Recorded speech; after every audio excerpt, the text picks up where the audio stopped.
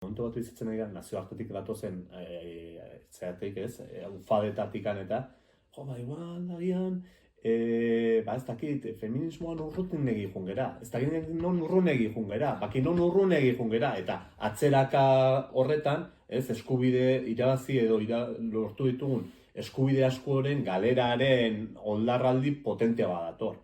Eta hori da burujabetza faltaren erakusle. Eta gainera, are okerragoa dena, nazioartean burujabetza nola ulertzen den. Burujabetza ulertzen da termino oldarkor horietan, ez termino aurrerako horietan guk ulertzen dugun moduan.